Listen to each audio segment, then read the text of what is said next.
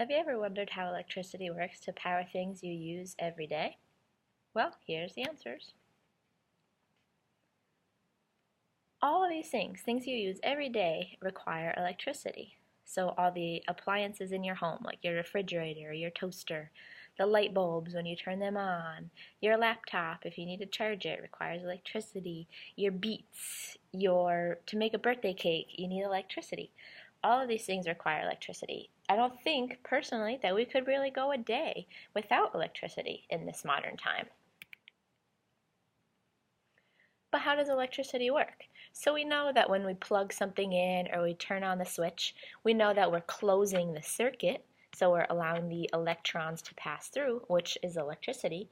But how does it actually work to power our devices, like our beets, like our laptops, like our refrigerator? How does it actually work? Electrical energy, basically which is electricity, can be transformed into many different types of converted into radiant energy, which is light, thermal energy, which is heat, or mechanical energy, which is the energy required to actually do things, like make a fan spin or make the hairdryer blow the air. Mechanical energy is energy needed to do things. So you start with electricity, then it can be transformed into these three different types of energies. So we'll start with electrical energy. So electrical energy, electricity, starts when voltage causes electrons to move from one atom to another. So you have a battery or you have a generator or something.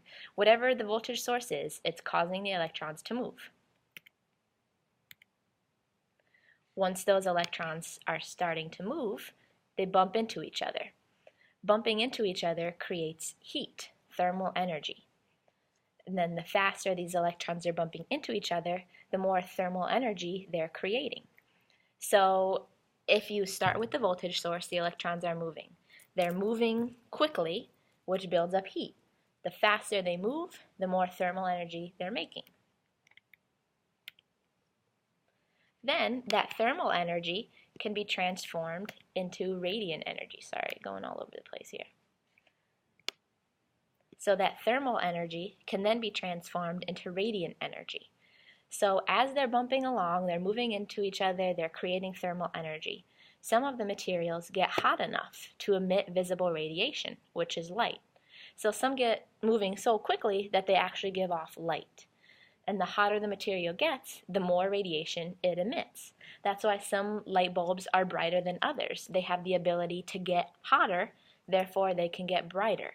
Some light bulbs are dimmer than others. They're dimmer because they can't get as hot, so they can't emit as much radiation. So again, to summarize this part, electrical energy, electricity, can be transformed into thermal energy, and then if enough thermal energy builds up, then it's transformed into radiant energy. There's also another part of this. So sometimes electrical energy can be transformed into mechanical energy. Again, the energy required to do stuff.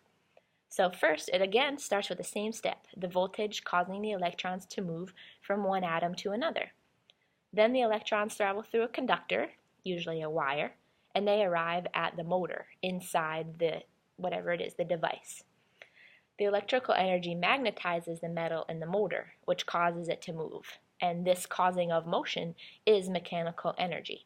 And we'll talk more about this. The motor then uses this mechanical energy to power the device. So it all starts with that voltage source.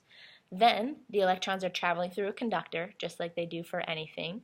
When it arrives at the motor, it magnetizes it. Then that motor uses the mechanical energy to power the device. And we'll do an experiment with this to help it make a little bit more sense.